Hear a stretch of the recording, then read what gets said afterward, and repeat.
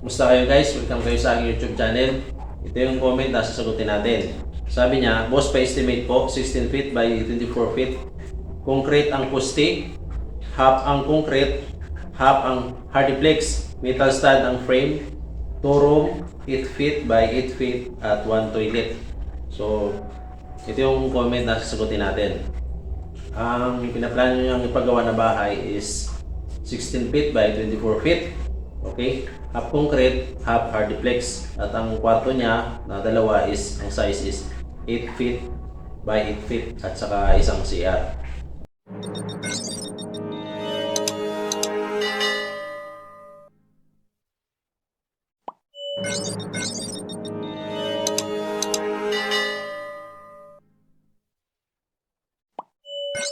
Okay? So, lalagyan to natin ng 6 na poste sa palibot. Siyempre, 6 din ang kulong puting nito. Ang gagawin natin na size ng kulong puting is 60 by 60 by 60 ang lalim. Okay?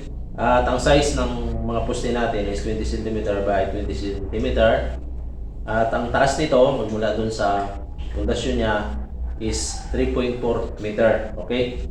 Pag itotal natin ang concrete volume nito is 2.12 cubic meter. So ito yung materialis na kailanganin natin sa poste at sa kulong puting. Okay? So 2.12 cubic meter times 9 is equal to 19.1 bag ang kailangan nating semento. Gagawin natin to na 20 bag. At ang presyo nito per piece is 240. Depende sa lugar. May mga lugar na mataas ang presyo ng semento at abot pa nga ito ng 270 sa ibang lugar. Okay? So 240 lang, nasa middle lang ang nilagay kong presyo. 240 times 20 bag is 4,800. Ang kailangan mong buhangin dito is 1.6 cubic meter. So 1,200 per cubic. So ang kailangan mong budget sa buhangin is 1,300. Ang kailangan mo rito graba is 2.12 cubic meter. Ang presyohan ng graba is medyo mahal kaysa buhangin, 1,500 ang per cubic. So 2.12 times 1,500, 3,200 yan ang kalalabasan yan. Okay. Lilipat tayo sa bakal na gagamitin mo. Gagamit lang tayo ng 10 mm na bakal sa kulong puting, ganun din sa mga poste natin. Ang main bar ay kailangan natin ng 26 pieces. So 6 meter ang haba ng bawat bakal natin. Yan yung karaniwang haba ng bakal natin, 6 meter. Ang kailangan natin is 26 pieces. Ang per piraso nito ng 10 mm is 150 per piraso. So 26 pieces times 150 is 3,900. Ang stirrup na gagamitin natin is 9 mm. Okay? Ang kailangan natin ditong bilang ng 9 mm para sa mga stirrup, sa mga anilyo is 12 pieces. Okay? At 95 pesos per piece nito. So kailangan natin ng 1,140 para sa 9 mm na bakal para sa stirrup. Ang tie wire natin at iba pang miscellaneous na bibili, budgetan natin dito ng 500 pesos. Okay guys? Okay, total material cost sa nabanggit natin, poste at kulong, i-itemize natin. Cement, 4,800, sand, 1,300, graba, 3,200, 10 mm na bakal, 3,900, at 9 mm na bakal is 1,140. Tie wire natin at etc. pa, mga miscellaneous natin, budgetan lang natin to na ng 500. Okay? So ito yung total material cost sa poste. Okay? Mga 14,840. So yun guys ang kailangan mong budget. Yung nabanggit natin ng mga materials, yun yung pasok dito. Okay? So kung isasalin pa rito yung mga pamorma mo sa mga poste mo, okay, budgetan mo lang sa mga 7,000. So add mo na lang dito sa 14,840. So yan guys, okay? So kailangan din natin dito ng puting tie-beam. Paikutan natin to ng puting tie-beam. Okay? Itong puting tie-beam para hindi gumalaw yung mga poste natin, ikukonekta natin siya sa Buhat poste yung puting tie beam. Siyempre dyan na rin papatong yung mga hollow blocks natin, okay? So, ang size ng puting tie beam natin is kasing size lang din ng poste, 20 cm by 20 cm. At kung totalin natin ang kabuong haba ng puting tie beam natin sa 16 feet by 24 feet is 31 meters yan. So, ang volume concrete is 1.24 cubic meter. So, ito yung kailangan nating simento at graba.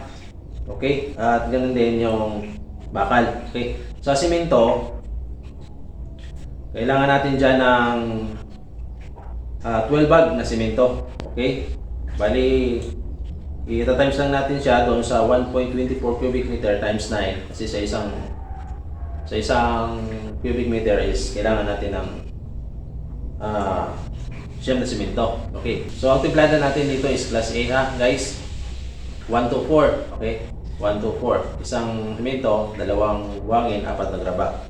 So, yun ang multiplier natin.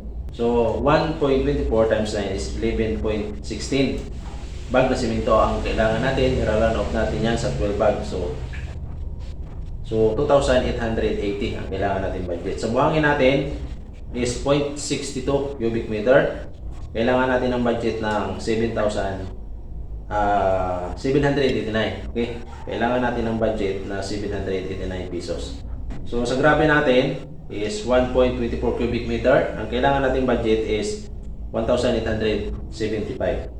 Okay, ang bakal natin na gamitin sa puting tie beam, main bar, 4 pieces na tinimem, taas at ilalim. Bali, 4 lahat yan. 21 pieces na tinimem ang kailangan natin na bakal. Ang budget natin na kailangan is 3,150. Okay, ang stirrup natin na may kabuuang haba na 30 meter. Okay, 20 cm ang spacing. Okay, magiging 15 cm by 15 cm ang magiging size ng stirrup natin. Ang 19 pieces ang kailangan natin na stirrup para sa puting tie beam. I-times natin yan sa 95, so 1,805. Okay. So ayan. Ang kailangan nating budget dyan para sa puting tie beam, pag tinotal natin is 10,496. Okay. Ang hollow block na kailangan natin, ang hollow block natin is 5 patong lang siya.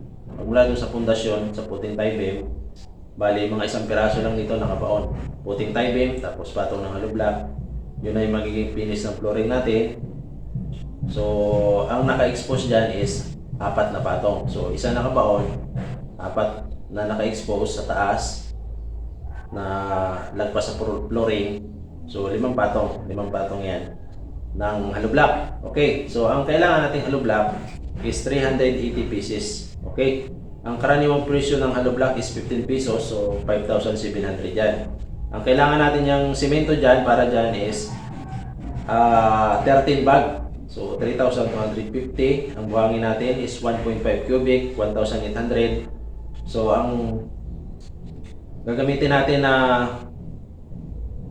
9 mm vertical at horizontal, tansya ko dyan mga 11 pieces lang kasi half lang yan. Okay, so 1,045 ang budget natin dyan. So ang total natin sa wall natin na hollow block is 11,796. Okay, so na-compute na natin yung poste at puting.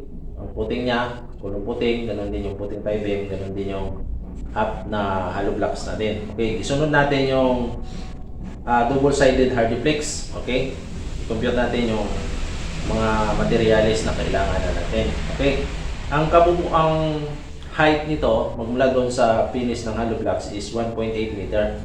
So bali yung hollow block na yon, na 4 na hollow block ng glass flooring, mga 90 cm yon ang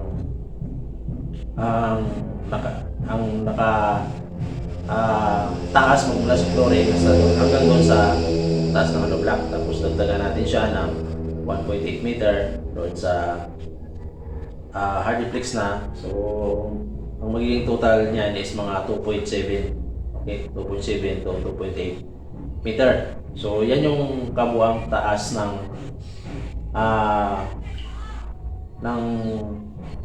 wall mo magmula sa flooring hanggang doon sa maging kisame mo is 1.8 I mean 2.8 meter o 2.7. Yun yung finish, flooring to ceiling, yan yung magiging finish na. Okay? So, ang kabuang haba nito is 35 meter. Okay? Paikot. Kasama na yung mga kwarto. At saka yung sa CR. So, double-sided. Okay? So, ang hardiplex, ang size ng hardiplex natin is 4 feet by 8 feet. So, ang area niyan, pag i-convert natin sa meter, ang 4 feet by 8 feet is 2.98 square meter yan. Okay? So, kailangan natin ng 43 pieces na hardiplex board. Okay? May allowance na yan na binigay tayo. So, ang metal stud na kailangan na natin is 60 pieces na metal stud. Okay? Yung metal tracks, top 35 meter, bottom 35 meter. Total is 70 meter. Okay? So, 24 pieces na metal track ang kailangan na natin. Ang mga screw natin, mga 2 box, ang tansya natin dyan.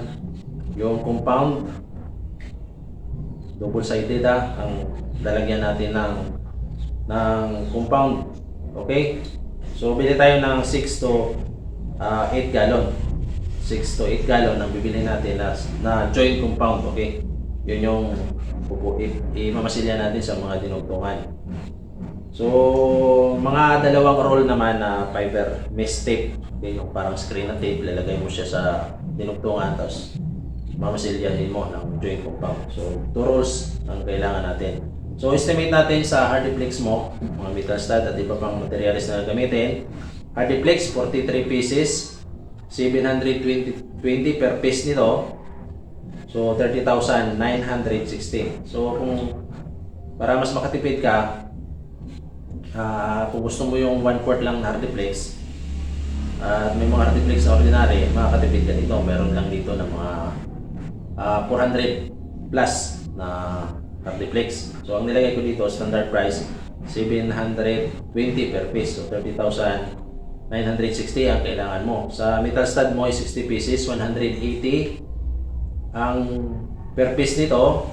Iba-iba kasi yung presyo nito. May mas mura naman mga metal stud eh.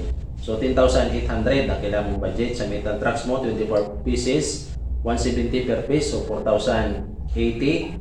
Sa screw mo na 2 box is 650. So, 1,300. Yung joint compound mo, 8 gallon, 850. So, 6,800. So, ang materials na kailanganin natin dito sa drywall, metal stud, hardiplex, mga screw, at iba pang nabanggit natin dito is 54,000 to 57,000. Diyan siya maglalaro. Okay? So, kung i-total natin yung materials na ginamit natin, magmula doon sa pundasyon natin, sa kulong putik, sa kulong, puting tie beam, okay, sa hollow blocks, tapos ito sa drywall, mga simento ginamit natin, bakal, buhangin, graba, at itong sa drywall natin, hardiplex, okay, metal stud, metal tracks, screw, joint compound. Ang needed natin na materials is 92,132. Take note hindi rito kasali yung sa bubong, okay? So, pa-estimate mo na lang sa kukunin mong foreman o sa karpintero, pa-estimate mo na lang kung magkano ang kailangan materials. Ang kailangan mong bilhin, okay, dyan sa bubong. So, nagpapasalamat din ako sa iyo dahil nag-donate ka sa akin via Super Thanks. So, malaking bagay yun para sa akin, para ganahan ako na magsagot ng mga comment nyo kung nakikita ko na ina-appreciate nyo naman ang effort ko bilang nag-estimate. Okay, kung mayroon kayong katanungan, comment na lang sa baba guys. Kung matipuhan ko yan, sasagutin ko yan. Okay, at hanggang dito na lang.